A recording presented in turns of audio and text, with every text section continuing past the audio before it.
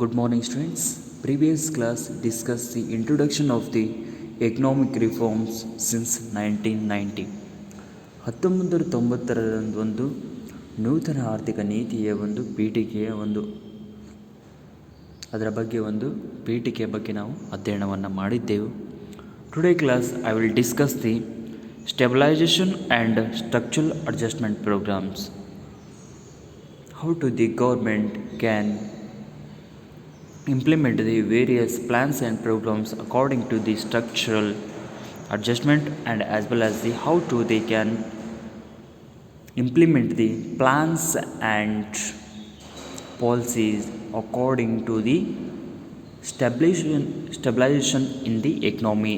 ಆರ್ಥಿಕತೆಯನ್ನು ಸ್ಥಿರೀಕರಣ ಮಾಡಲಿಕ್ಕೆ ಮತ್ತು ರಚನಾತ್ಮಕವಾದಂಥ ಆರ್ಥಿಕತೆಯನ್ನು ಸುಧಾರಣೆ ಮಾಡಲಿಕ್ಕೆ ಯಾವ ರೀತಿಯಾದಂಥ ಒಂದು ನೀತಿ ನಿಯಮಗಳನ್ನು ಮತ್ತು ಯೋಜನೆಗಳನ್ನು ಜಾರಿಗೆ ತಂದ್ರೆ ಅನ್ನೋದ್ರ ಬಗ್ಗೆ ನಾವು ಇಲ್ಲಿ ಅಧ್ಯಯನವನ್ನು ಮಾಡೋಣ.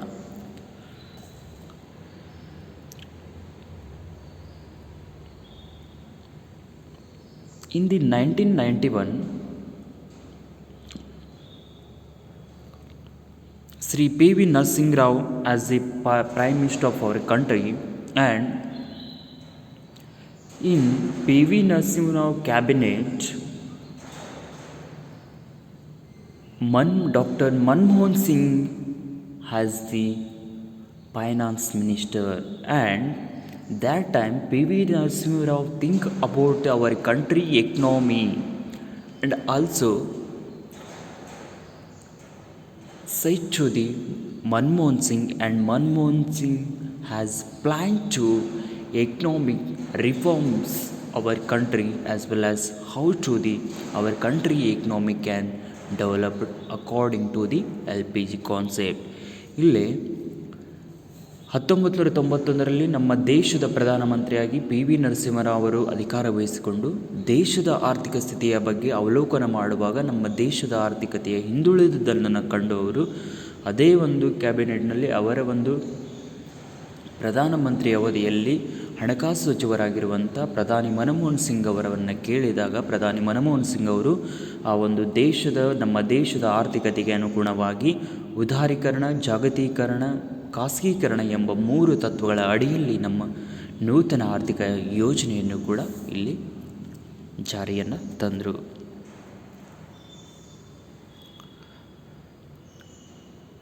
And also taken the some of the certain stabilization and structural measures to save the economic crisis from the crisis. According to the economy, or according to our country economy, if the economic crisis can save only implemented according to the structural changes, and also we have planned to stabilise our economy, ನಮ್ಮ ದೇಶದ ಒಂದು ಸ್ಥಿರೀಕರಣದ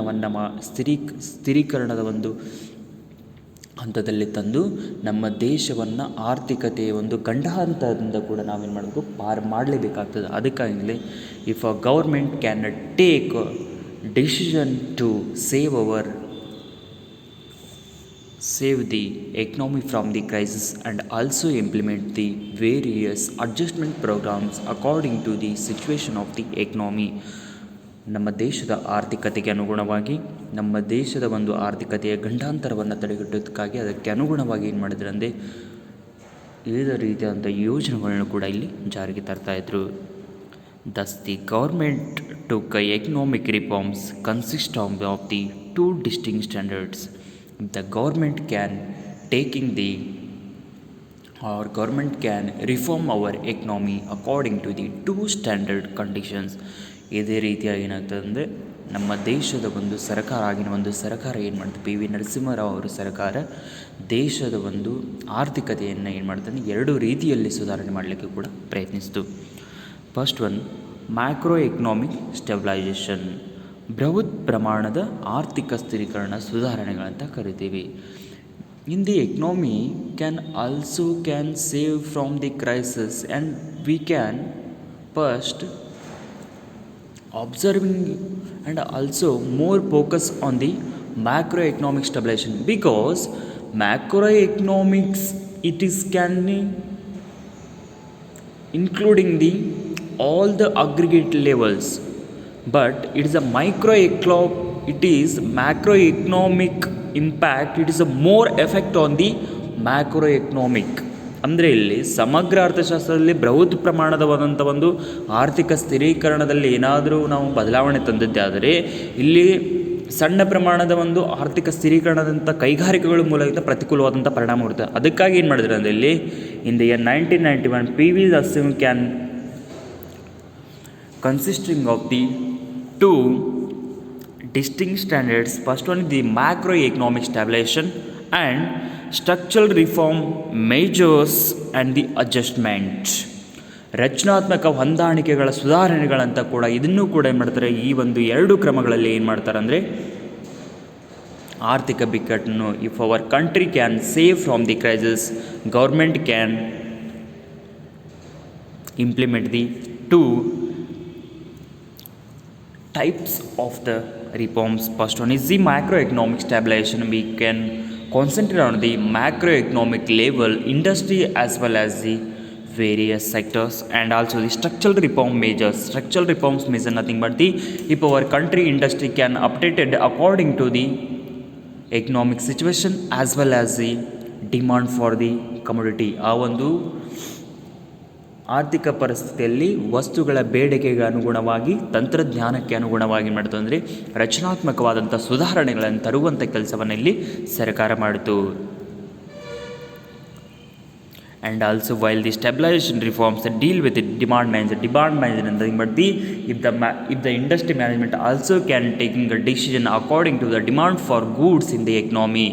ದೇಶದ ಆರ್ಥಿಕತೆಯ ಒಂದು ಅನುಗುಣವಾಗಿ ಮಾರುಕಟ್ಟೆಯಲ್ಲಿ ಬೇಡಿಕೆ ಇರುವಂಥ ಒಂದು ವಸ್ತುಗಳನ್ನು ಅಲ್ಲಿ ಒಂದು ಆಡಳಿತ ಮಂಡಳಿಯವರು ಕೂಡ ಏನು ಮಾಡೋದು ಅಂದರೆ ತಯಾರಿಸೋದ್ರಿಂದ ಮಾರುಕಟ್ಟೆಯಲ್ಲಿ ಕೂಡ ನಾವು ಸ್ಥಿರೀಕರಣ ತರಬಹುದು. In the time of the stabilisation management also can decision to produce the demand full product in the economy. And the structural reforms deal with the sectoral adjustment designed to tackle problem on the supply side of the economy. In the government also conduct the various programs according to the sectoral wise, because in the market also the problem on the supply side of the economy, because in the agricultural sector goods cannot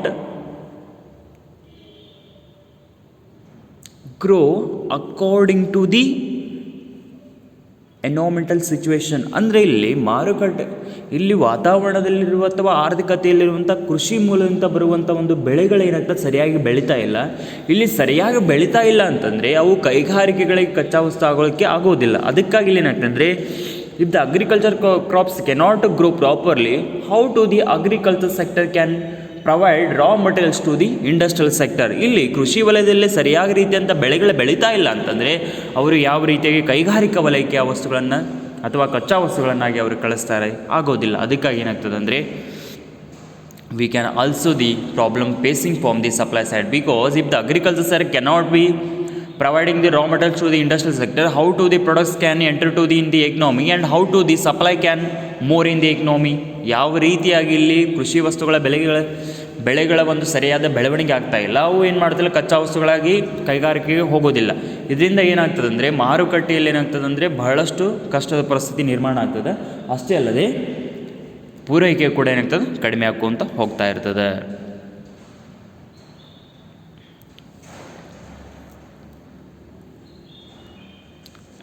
Next one, stabilization, ಸ್ಥಿರೀಕರಣ. How to destabilize in the economy? We can already discuss the according to microeconomic stabilization and also structural reform measures and the adjustment in the economy. Both are the two important features for the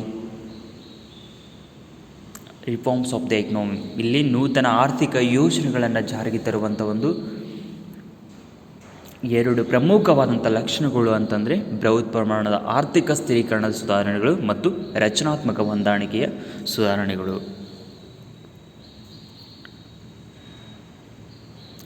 Microeconomic stabilization or the simplest stabilization involves the returning to low and stable inflation. If the macroeconomic stabilization, nothing but the if a macroeconomic stabilization also controlling the inflation in the economy, and also inflation cannot be increases if the inflation can move on the very stably. ಅಂದರೆ ಇಲ್ಲಿ ಆರ್ಥಿಕತೆಯೊಳಗೆ ಏನಾಗ್ತದೆ ಅಂದರೆ ಬೃಹತ್ ಪ್ರಮಾಣದ ಆರ್ಥಿಕ ಸ್ಥಿರೀಕರಣ ಇರೋದರಿಂದ ಇದು ಏನು ಮಾಡ್ತದೆ ಅಂದರೆ ಆರ್ಥಿಕತೆಯಲ್ಲಿರುವಂಥ ಒಂದು ಹಣಪ್ರಸರಣವನ್ನು ಕೂಡ ಏನಾಗ್ತದೆ ಅಂದರೆ ಸಮಾನಾಂತರವಾಗಿ ಏನು ಮಾಡ್ತದೆ ಅಂದರೆ ಮುಂದೂಡ್ಕೊತ ಹೋಗ್ತಾ ಇರ್ತದೆ. ಈ ಸಮಯದಲ್ಲೂ ಕೂಡ ಏನಾಗ್ತದೆ ಅಂದರೆ ಹಣಪ್ರಸರಣವು ಕೂಡ ಏನಾಗ್ತದೆ ಸರಿಯಾದ ಮಾರ್ಗದಲ್ಲಿ ಹೋಗ್ತಾ ಇರ್ತದೆ. And sustainable fiscal and the balance of the payments position and also can the stable the fiscal policies and also the balance of payment. ಇಲ್ಲಿ ರಾಜ್ಯದ ನೀತಿ ಸುಧಾರಣೆಗಳಾಗಿರ್ಬೋದು ಅಥವಾ ಸಂದಾಯ ಬಾಕಿ ಇರ್ಬೋದು, ಇವೆರಡೂ ಕೂಡ ಏನಾಗ್ತಾವಂದರೆ ಸಮಾನಾಂತರವಾಗಿ ಏನು ಮಾಡ್ತಾ ಆರ್ಥಿಕತೆಯಲ್ಲಿ ಚಲಿಸ್ತಾ ಇದ್ದಾವೆ. In the macro economic stabilisation main intention is the can control the inflation or the stable inflation, and also the sustainable fiscal and balance of payment portion can maintained. ಅಂದರೆ ಇಲ್ಲಿ ಆರ್ಥಿಕತೆಯ ಒಂದು ಸಂದಾಯ ಬಾಕಿಯನ್ನು ಸಮಾನಾಂತರವಾಗಿ ತರುವುದು ಅಷ್ಟೇ ಅಲ್ಲದೆ ಸುಸ್ಥಿರವಾದಂಥ ಒಂದು ರಾಜ್ಯ ನೀತಿಯ ಆದಾಯಗಳನ್ನು ಕೂಡ ಇಲ್ಲಿ ಸುಧಾರಣೆ ಮಾಡೋದು ಇದರ ಮುಖ್ಯ ಉದ್ದೇಶವಾಗಿದೆ. Next, control of the inflation. In the time of the 1991-93 the rate of inflation is very high and also the our economic crisis is the more in the year 1991. 1991-93 ಏನಾಗ್ತಾ ಇದೆ ಅಂದರೆ ಆ ಸಮಯದಲ್ಲಿ ಆರ್ಥಿಕ ಮುಗ್ಗಟ್ಟು ಅನ್ನೋದು ನಮ್ಮ ದೇಶವನ್ನು ಬಹಳಷ್ಟು ತೊಂದರೆಗೆ ಸಿಲುಕಿಸಿತ್ತು. ಅಷ್ಟೇ ಅಲ್ಲದೆ ಆ ಸಮಯದಲ್ಲಿ ಹಣಪ್ರಸರಣವು ಕೂಡ ಏನಾಗ್ತದೆ ಅಂದರೆ ಹೆಚ್ಚಾಗಿ ಇದ್ದಿದ್ದರಿಂದ ಏನಾಗ್ತದೆ ಅಂದರೆ ಆ ಒಂದು ಸಮಯದಲ್ಲಿ ಏನಾಗ್ತದೆ ಅಂದರೆ ಬಹಳಷ್ಟು ರೀತಿಯಲ್ಲಿ ನಾವು ಏನು ಮಾಡಬೇಕಂತಂದರೆ ಅದನ್ನು ತಡೆಗಟ್ಟಬೇಕಾಯಿತು. The rate of inflation was very high in the 1991-93 was brought down by introducing the fiscal and monetary discipline in the economy, and also by improving the output and the supply position. In the year 1991, if the rate of inflation is very high, that time introducing the fiscal and the monetary policy, ರಾಜನೀತಿಯ ಸುಧಾರಣೆಗಳಾಗಿರ್ಬೋದು, ಹಣಕಾಸಿನ ಸುಧಾರಣೆಗಳ ಒಂದು ನೀತಿಗಳನ್ನು ಕೂಡ ಏನು ಮಾಡಿದೆವು ಅಂದರೆ ಆ ಸಮಯದಲ್ಲಿ ಜಾರಿಗೆ ತಂದೇವೆ. ಅಷ್ಟೇ ಅಲ್ಲದೆ we cannot only introducing the fiscal and the monetary policies and also can improving the output and the supply position. If the introducing the fiscal and monetary policy, it's a more impact on the and also improving the output and the supply position. Our country output and supply position can variation in the time of the introducing the fiscal and the monetary policy. 1991 ಮತ್ತು 1991 ನಾವು ಏನು ಮಾಡಿದ್ರೆ ನೂತನವಾದಂಥ ಒಂದು ಆರ್ಥಿಕ ಅಲ್ಲಿ ಏನಾಗ್ತದೆ ಅಂದರೆ ಬೃಹತ್ ಪ್ರಮಾಣದ ಒಂದು ಆರ್ಥಿಕ ಸ್ಥಿರೀಕರಣ ಸುಧಾರಣೆಗಳ ಜಾರಿ ತಂದಾಗ ನಾವು ಅತಿ ಪ್ರಸರಣವನ್ನು ತಡೆಗಟ್ಟಲಿಕ್ಕೆ ನಾವು ರಾಜ್ಯಾದಾಯದ ನೀತಿ ಸುಧಾರಣೆ ಹಾಗೂ ಹಣಕಾಸಿನ ಒಂದು ಸುಧಾರಣೆಯನ್ನು ಎರಡೂ ನೀತಿಗಳನ್ನು ಜಾರಿಗೆ ತಂದು ಇವು ಎರಡೂ ರೀತಿಗಳನ್ನು ನಾವು ಅಭಿವೃದ್ಧಿ ಮಾಡಬೇಕಂತ ಏನು ಮಾಡಿದ್ದೀವಿ ಅದರಲ್ಲಿ ಉತ್ಪಾದನೆ ಮತ್ತು ಪೂರೈಕೆಯ ಒಂದು ಸ್ಥಾನಮಾನವನ್ನು ಕೂಡ ಏನು ಮಾಡ್ತೇವೆ ಬದಲಾಯಿಸಲಿಕ್ಕೆ ಪ್ರಯತ್ನ ಮಾಡಿದ್ದೇವೆ. If the suppose fiscal and the monetary policy properly implemented in the economy, we can maintain the stability in the output and supply position. ನಾವು ಇಲ್ಲಿ ಹಣದ ಸುಧಾರಣಾ ನೀತಿ ಮತ್ತು ರಾಜ್ಯಾದಾಯ ನೀತಿ ಸುಧಾರಣೆ ಎರಡನ್ನು ಸರಿಯಾದ ರೀತಿಯಲ್ಲಿ ನಾವು ಸುಧಾರಣೆ ಮಾಡಿದ್ದೇ ಆದಲ್ಲಿ ನಾವು ಉತ್ಪಾದನೆ ಮತ್ತು ಪೂರೈಕೆಯ ಒಂದು ಸ್ಥಾನಮಾನವನ್ನು ಕೂಡ ಇಲ್ಲಿ ಬದಲಾಯಿಸ್ಬೋದು. The rate of inflation was fluctuating and finally it came down 5.5% in the 2001. In the 1991, inflation is a very high, but in the year 2001, the inflation rate can completely down to the 5.5% in the 2001. 2001ರಲ್ಲಿ ಏನಾಗ್ತದೆ, ಇದೇ ರೀತಿಯ ಅತಿ ಪ್ರಸರಣ ಕೂಡ ಇಳಿಕೆ ಆಗ್ತದೆ. Because of we are introducing the fiscal and the monetary policy and also that policies can be properly implemented in the economy and also can our output and the supply position can changes and it is more impact on the inflation. That's why inflation rate can decreasing in the year 2001 only 5.5%. ಇಲ್ಲಿ 2001ರಲ್ಲಿ ಕೂಡ ಏನಾಯ್ತಂದರೆ ಇದೇ ರೀತಿಯಾಗಿ ಅತಿ ಪ್ರಸರಣದ ಒಂದು ದರವು ಕೂಡ ಕಡಿಮೆ ಆಗ್ತಾ ಬಂತು. ಅದೇ ಕಾರಣಕ್ಕಾಗಿ ಏನಾಯ್ತಂದರೆ ನಮ್ಮ ಒಂದು ದೇಶದ ಒಂದು ಆರ್ಥಿಕ ಸುಧಾರಣೆ ಕೂಡ ಪ್ರಾರಂಭವಾಯಿತು ಅಂತ ನಾವು ಹೇಳ್ಬೋದು. ಆ್ಯಂಡ್ ಆಸ್ಕೋ ಫಿಸ್ಕಲ್ ಅಡ್ಜಸ್ಟ್ಮೆಂಟ್, ರಾಜ್ಯಾದಾಯದ ಒಂದು ನೀತಿಯಲ್ಲೂ ಕೂಡ ನಾವೇನು ಸುಧಾರಣೆಯನ್ನು ತರಬೇಕು.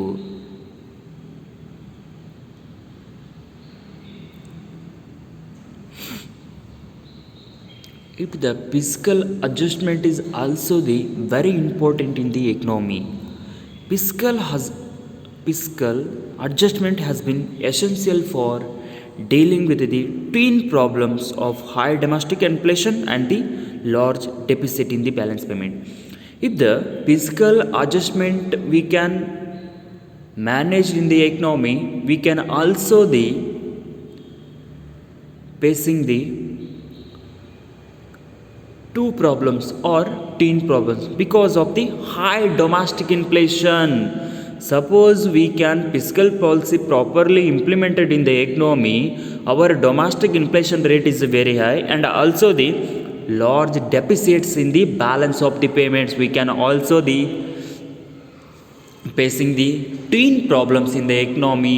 Domestic inflation is high and also the balance of payments can very large deposit in the economy. ನಮ್ಮ ದೇಶದಲ್ಲಿ ಏನಾಗ್ತದೆ ಅಂದರೆ ಇಲ್ಲಿ ನಾವು ರಾಜ್ಯಾದಾಯ ನೀತಿಯಾದಂಥ ಸುಧಾರಣೆಯನ್ನು ತರೋದ್ರಿಂದ ಎರಡು ರೀತಿಯಾದಂಥ ಸಮಸ್ಯೆಗಳು ಉದ್ಭವ ಆಗ್ತವೆ. ಒಂದು ಅಂದರೆ ನಮ್ಮ ಒಂದು ಬಾಹ್ಯ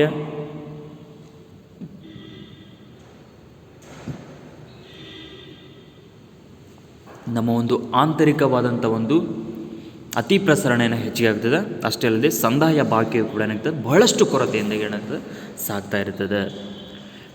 and fiscal deficit was less than 6% of GDP in the 1970. In the year 1970 our fiscal deficit 6% of GDP. ಇಲ್ಲಿ 1970ರಲ್ಲಿ ನಮ್ಮ ದೇಶದ ಒಂದು ಸಂದಾಯ ಬಾಕಿ ಕೊರತೆ ಎಷ್ಟಿತ್ತು ಅಂದರೆ 6% ಇತ್ತು. But in the year 1991, fiscal deficit can be increases. Fiscal deficit double in the year 1991, and automatic government can take a decision and to increase the tax revenue as well as the contain the public expenditure.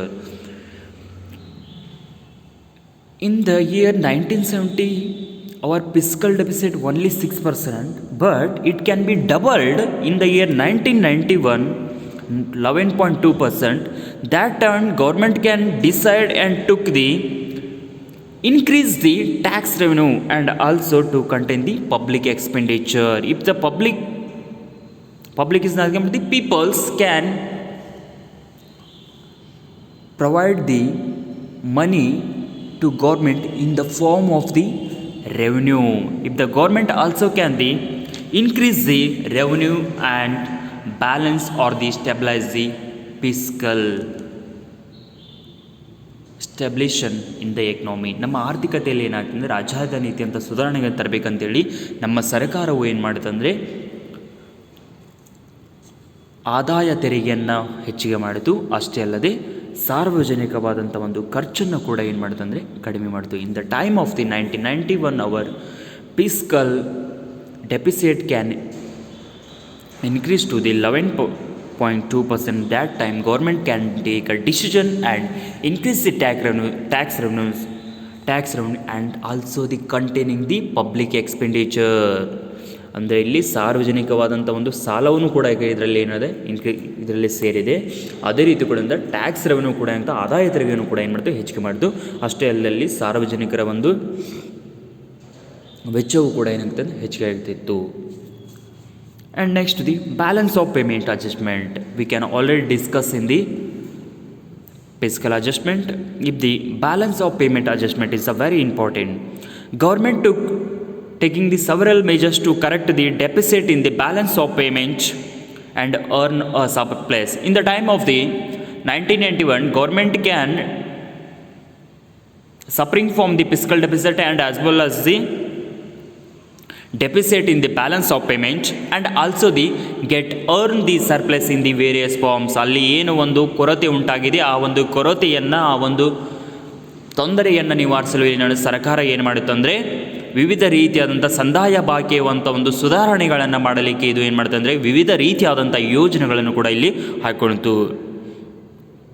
If the foreign exchange reserves rise from 2.2 million in March 1991 to 79.2 million on 2003.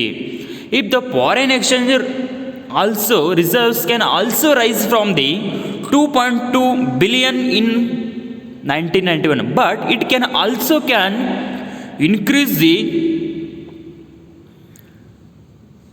79.2 million in the 2003. That's why if the balance of the payment can also the increase and also the domestic country can the deficit in the economy. ಅಂದರೆ ಇಲ್ಲಿ ಯಾವ ರೀತಿಯಾಗಿ ಸಂದಾಯ ಭಾಗ್ಯ ಕೊರತೆ ಇರುತ್ತದೋ ಅದೇ ರೀತಿ ಕೂಡ ಇಲ್ಲಿ ಏನಾಗ್ತದೆ ಅಂದರೆ ಆಂತರಿಕವಾಗಿ ದೇಶವು ಕೂಡ ಏನಾಗ್ತದೆ ಅಂದರೆ ಸಂದಾಯ ಭಾಗ್ಯ ಕೊರತೆಯಿಂದ ನೆರಳುತ್ತಿತ್ತು.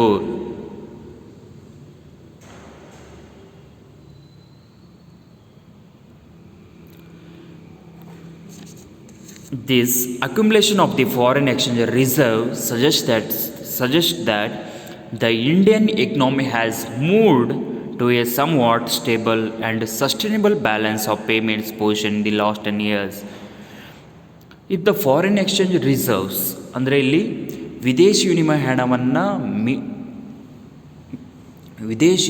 ಹಣವನ್ನು ಅನುಪಾತದ ಒಂದು ಸಮಿತಿಯು ಕೂಡ ಏನು ಮಾಡುತ್ತೆ ಅಂದರೆ ಭಾರತ ದೇಶದ ಆರ್ಥಿಕತೆಯು ಸ್ಥಿರವಾಗಿ ನಡೀತಾ ಇದೆ. ಅಷ್ಟೇ ಅಲ್ಲದೆ ಕೆಲವೊಂದಿಷ್ಟು ದಿನಗಳ ನಂತರ ಕೆಲವೊಂದಿಷ್ಟು ವರ್ಷಗಳ ನಂತರ ಕೂಡ ಏನಾಗ್ತದೆ ಅಂದರೆ ಸುಸ್ಥಿರವಾಗಿ ಏನಾಗ್ತದೆ ಅಂದರೆ ಅದರ ಒಂದು ಸಂದಾಯ ಬಾಕಿಯ ಸ್ಥಾನಮಾನವು ಕೂಡ ಬದಲಾಗ್ತದೆ ಅಂತ ಹೇಳಿ ಕೂಡ ಅದು ಹೇಳಿತ್ತು.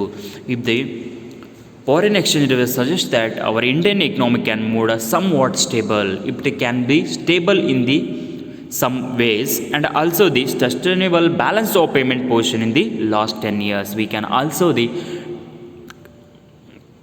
stability in the balance of payment because of the we can also the